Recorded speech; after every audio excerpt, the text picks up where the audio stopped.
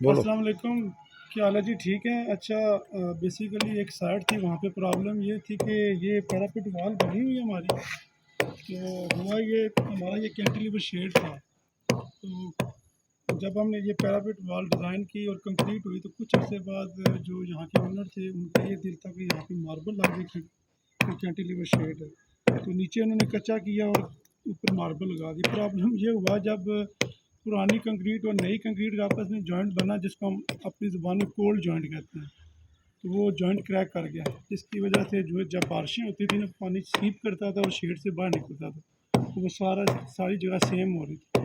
تو موقع ہم نے وزٹ کیا، انہوں نے ہمیں بلایا تھا، چیک کیا، تو جب ہم نے سچویشن دیکھی تو یہ بیسیکلی پہلے وہ ڈائریکٹ کام کرنا چاہ رہے تھے، تو ہم نے ان کو بتایا کہ یہ چیز اس طرح نہیں ٹھیک ہوگی۔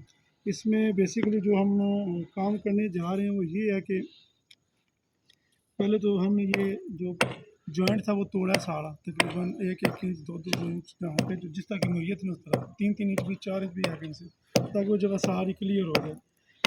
اس کے بعد بیسیکلی ہم جو مسالہ بنائیں گے نا، جو ہمارا مارٹر بنے گا، اس کے اندر ہم نے ایڈمکسچر یوز کرنا ہے سیکا کمپنی کا، تو وہ واٹر ریزسٹنٹ بونڈنگ ایجنٹ ہے SBR 200، اس کے ساتھ فائبر ہے، اور یہ کیا طریقہ کار ہوگا یہ ہم آپ کو بتائیں گے کہ اس کا مسالہ بنے گا کیسے، اس کو اپلائی کیسے کرنا ہے، اور تاکہ فیوچر میں پرابلم نہ آئے۔ تو پراپر انجینئرنگ ورکس کو سامنے رکھتے ہوئے، سارے معاملات دیکھتے ہوئے اس کا کام کیا جائے گا، یہ کوئی ٹھیکیداری کام یا اس طرح جگاڑ والا سسٹم نہیں ہوگا۔ تو انشاءاللہ امید کرتے ہیں کہ ان کا یہ معاملہ حل ہو جائے گا۔ بہت شکریہ، خدا حافظ۔ اوکے.